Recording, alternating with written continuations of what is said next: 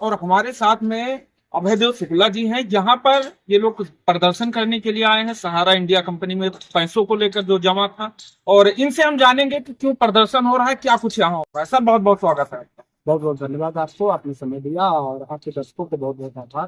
देश के 13 करोड़ निवेशक और 12 लाख कार्यकर्ता सरकार के और सुप्रीम कोर्ट का सारा प्रबंधन गलत नीतियों के कारण दर की ठोकरें खा रहे हैं और आज विवश होकर के वो सब लोग सुप्रीम कोर्ट की तरफ पैदल मार्च कर रहे हैं। आप भी देख सकते हैं, थोड़ी देर बाद आपको दिखाई देगा कि हमारे तमाम साथी आ चुके हैं और वो सब लोग अभी थोड़ी देर में निकलेंगे सुप्रीम कोर्ट की तरफ और पैदल मार्च करते हुए और सुप्रीम कोर्ट की गेट से राष्ट्रगान करने का भी कार्यक्रम है। वो संदेश देने का है कि आपकी कोर्ट जो है देश के लिए बनी है, देश के तमाम गलत नीतियों के लिए, किसी अपराधी को संरक्षण देने के लिए नहीं, किसी उद्योगपति को संरक्षण देने के लिए नहीं। जो वर्तमान हालात दिख रहे हैं कि जैसे कुत्ते पे कोई आदेश आता है, कोई मामला पकड़ने का, तो वो तुरंत इमीडिएट उस पर स्वतः संज्ञान ले लेती है। लेकिन इधर 13 करोड़ निवेशक हैं, 12 लाख कार्यकर्ता हैं। 13 करोड़ निवेशकों में अगर राजनीतिक दृष्टिकोण से देखा जाए तो उनके परिवार के 5 लोग यानी 65 करोड़ की आबादी, सीधे 65 आधी आबादी स्वाभाविक है। और 3000 से ज्यादा गंभीर आपराधिक मुकदमे सहारा प्रबंधन पर लगे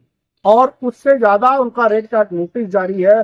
तमाम उनके ईडी की कार्रवाई से लेकर सेबी तक की तमाम जांच एजेंसियां उनके ऊपर अपना शिकंजा कस चुकी हैं। एफआईआरों का दौर इतना बढ़ चुका है, 5000 से ज्यादा लोगों ने आत्महत्या कर लिया। फिर भी न देश की सरकारों को बहुत गंभीर होकर सुनना पसंद आ पा रहा।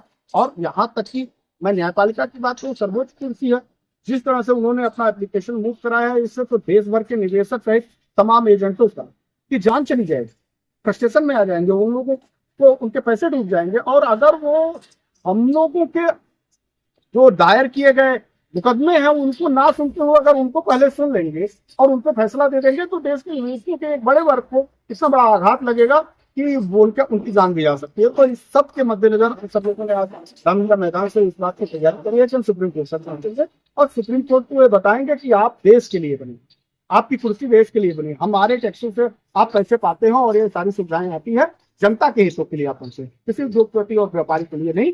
पहला हम लोगों के गरीबों का पक्ष सुनिए। हमारी जो आइए लगी है, हमारी जो तमाम एप्लीकेशन मूव कराई गई है उनको सुनिए।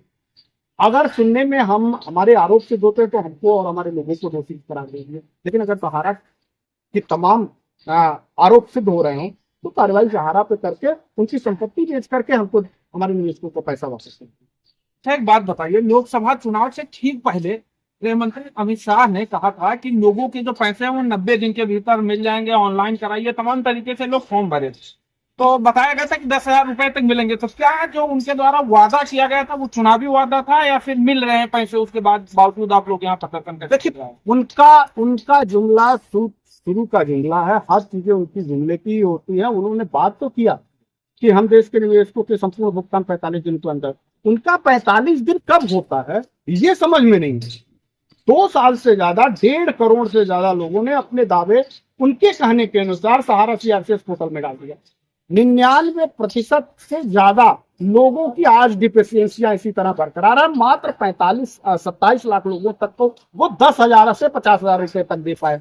किसी का 10 लाख है, किसी का 20 लाख है, किसी का 50 लाख है, कई लोग तो 1-1 करोड़ रुपए रखे हैं। किसी का 10,000 से लेकर 50,000 रुपए तक है, उसका मूल धनराशि में से भी 10,000 से 50,000 दिया जा रहा है। ये कौन सी मेथड है, कौन सी राजनीति है और क्या तरीका है, क्या करना चाहते हैं देश के गृह मंत्री, ये उनकी बातों से स्पष्ट हो रहा है। वो सहारा के तमाम लोगों से मिल करके उनकी जमीनों पे, उनके सिस्टम पे, उनकी गाड़ी, उनके तमाम संपत्तियों को उनकी निगाहें हैं और वो इनलीगल लीगल तरीके से उसको हथियाना चाहते हैं।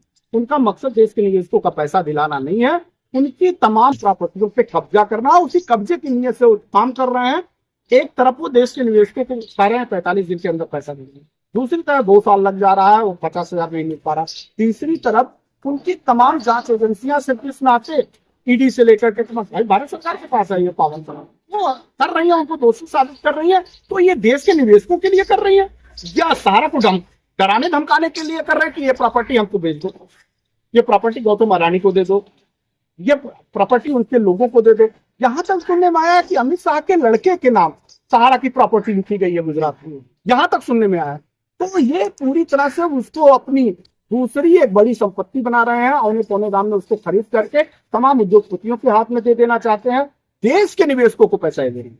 ये तो क्लियर है। अच्छा, इसमें किसका फॉल्ट लग रहा है? अगर सरकार चाहे या कोर्ट चाहे, किसका लग रहा है कि इनके नाकामी के कारण से अभी पैसा लोगों को नहीं मिल रहा है? लोग आए दिन बहुत सारे केस आते हैं, कभी जो जमा करते थे पैसे उनको लोग जाकर धमकाते हैं, मारते हैं, पीटते हैं कि आपने हमारा पैसा जमा करवाया, हमारा पैसा क्यों नहीं मिल रहा है? किसका लग रहा है कि क्या किस नाकामी के कारण ऐसा हो? अब देखिए, नाकामी तो आपको साफ साफ दिख रही है। पहली नाकामी तो सबसे बड़ी नाकामी सहारा के प्रबंधन तंत्र की ही है, वो पैसा देना नहीं चाहते। दूसरी सबसे बड़ी नाकामी एजेंटों जिन्होंने पैसा लगवाया, वो खुद नहीं निकलना चाहते, खुद साबित नहीं करना चाहते कि हमने पैसा लगवाया है। एजेंटों की बात अगर बड़े पैमाने पे 13 करोड़ निवेशक है ना, तो वो एजेंटों को या तो घरों पे नहीं चढ़ पा रहे हैं, या तो उनसे पूछ नहीं रहे हैं, और या तो अपने पैसे के लिए सरकारों तक जा नहीं रहे। सरकार की हैसियत से जनता से दूर चली जाए, सरकार की हैसियत से जनता की बात ना माने। सरकार को इसी जनता ने बनाया। अगर वो मन बना लेती 13 करोड़ इन्वेस्टरों में से, तो लाखों की भीड़ खड़ी हो जाती और सरकार को घुटने टेकने पर मजबूर कर देती। ये लोग अराजक तब हुए हैं, ये लोग अत्याचारी, बलात्कारी, भ्रष्टाचारी तब हुए हैं जब जनता चुप है। उसका फायदा ये उठाते हैं, अपने तो एसी गाड़ियों में लग्जरी सिस्टम में रहते हुए 5 स्टार होटलों में रहते हैं, जनता के ही पैसे को लूट खसोट लेते हैं। लेकिन जनता है कि एक अगली सरकार करके इनको बना देते हैं। अरे वोट का बहिष्कार कर दो यार, इन लोगों को सत्ता से उतार कर बाहर कर दो।